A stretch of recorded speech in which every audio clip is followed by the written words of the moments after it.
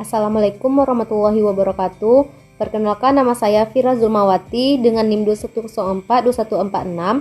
Pada video kali ini saya akan mempresentasikan materi ke-9 analisis kebijakan, yaitu mengkomunikasikan analisis kebijakan dengan dosen pengampu Bapak I.I. Permana STMT. Baiklah, langsung saja kita masuk pada pembahasan materinya. Tahap komunikasi kebijakan, yaitu ada 4. Pertama, analisis, dokumentasi, komunikasi, dan terakhir yaitu pemanfaatan. Nah, berdasarkan gambar di sebelumnya, 4 panah menunjukkan bahwa para analis mempengaruhi produksi dan penggunaan informasi di berbagai titik, tidak hanya dengan melakukan analisis. Para analisis tidak hanya mempengaruhi keandalan, validitas, dan kualitas keseluruhan dari kesimpulan dan rekomendasi yang dicapai melalui analisis, tapi juga mempengaruhi bentuk, isi, dan kesesuaian dokumen serta wacana interaktif selanjutnya yang mengarah pada pemanfaatan analisis dalam proses pembuatan kebijakan. Setidaknya ada beberapa faktor penting yang mempengaruhi penggunaan analisis, yaitu kualitas teknis, kesesuaian dengan harapan pengguna, tantangan terhadap status quo, kendala organisasi, dan kemampuan untuk ditindaklanjuti.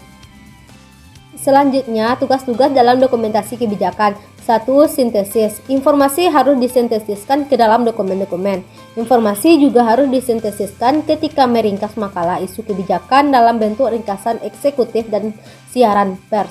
Yang kedua, organisasi. Analisis harus dapat mengatur informasi dengan cara yang koheren, konsisten, secara logis, dan ekonomis. Yang ketiga, penerjemahan. Terminologi dan teknik khusus analisis kebijakan harus diterjemahkan ke dalam bahasa para pemangku kepentingan kebijakan.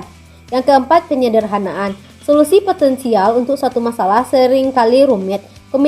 Kombinasi dan permutasi alternatif kebijakan dan hasil dapat dengan mudah melebihi ratus. Tugas yang kelima yaitu tampilan visual. Tersedianya grafik komputer yang canggih dan mudah digunakan telah meningkatkan kemampuan komunikasi visual yang efektif secara dramatis. Yang keenam, rangkuman. Keterampilan dalam menyusun ringkasan sangat penting untuk komunikasi kebijakan yang efektif. Tugas dalam presentasi lisan dan pengarahan. Presentasi kebijakan yang meliputi percakapan, konferensi, pengarahan, pertemuan, dan dengar pendapat merupakan cara komunikasi interaktif yang berhubungan dengan positif dengan pemanfaatan pengetahuan yang relevan dengan kebijakan. Pedoman umum penting untuk komunikasi kebijakan yang efektif yaitu pastikan bahwa presentasi memenuhi kebutuhan para pengambil keputusan, hindari memberikan terlalu banyak informasi latar belakang, fokus pada kesimpulan, gunakan grafik sederhana, peka terhadap batasan waktu, prioritaskan poin-poin dan lain sebagainya. Makalah isu kebijakan. Isu-isu yang dibahas dalam makalah kebijakan. Makalah isu kebijakan dapat membahas isu-isu di hampir semua bidang, termasuk kesehatan, pendidikan, kesejahteraan, kejahatan, tenaga kerja, energi, bantuan luar negeri, keamanan nasional, hak asasi manusia, dan sebagainya. Makalah yang membahas salah satu bidang isu ini mungkin berfokus pada permasalahan di satu atau lebih tingkat pemerintahan. Elemen-elemen dalam makalah isu kebijakan. Dalam menyiapkan makalah isu analisis harus cukup yakin bahwa semua pertanyaan utama telah terjawab. Meskipun makalah isu berbeda-beda sesuai dengan sifat masalah yang diselidiki, sebagian besar makalah isu mengandung sejumlah elemen standar. Elemen-elemen ini disusun berdasarkan kerangka analisis kebijakan yang disajikan dalam bentuk teks. Selanjutnya, memorandum kebijakan. Memorandum kebijakan harus ringkas, terfokus, dan terorganisir dengan baik. Ini melaporkan informasi latar belakang dan menyajikan kesimpulan atau rekomendasi. Biasanya sebagian tanggapan atas permintaan klien. Memo kebijakan seringkali merangkum dan mengevaluasi satu atau lebih makalah atau laporan isu, bersama dengan dokumen cadangan dan data statistik yang menyertainya. Poin-poin utama pekomunikasian analisis dengan jelas dan efektif. 1. Baris subjek harus menyatakan secara ringkas kesimpulan utama, rekomendasi atau tujuan memo. Yang kedua, badan memo biasanya tidak lebih dari 2 halaman, harus memuat judul. Yang ketiga, daftar berpoin harus digunakan untuk menyoroti serangkaian kecil item penting seperti tujuan, sasaran, atau pilihan. Yang keempat, paragraf pengantar harus meninjau permintaan informasi dan analisis. Selanjutnya, metode untuk mengembangkan memo kebijakan atau makalah isu.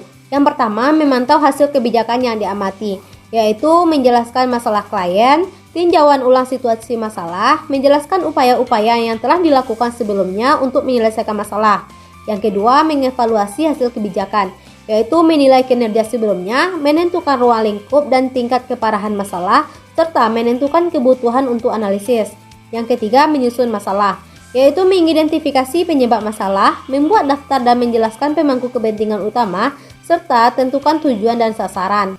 Metode yang keempat yaitu memperkirakan hasil kebijakan yang diharapkan, yaitu menjelaskan kursus ekon dan inekon, memilih pendekatan untuk melakukan peramalan, induksi, deduksi, abduksi, campuran, dan serta memperkirakan konsekuensi dari ekon dan inekon, menilai limpahan, eksternalitas, kendala, dan kelayakan. Metode yang terakhir yaitu menentukan kebijakan yang lebih disukai, yaitu memilih kriteria untuk menentukan kebijakan, menjelaskan kebijakan yang lebih disukai, menggunakan kriteria untuk menentukan pilihan, membuat garis besar desain implementasi, sosialisasi, dan evaluasi.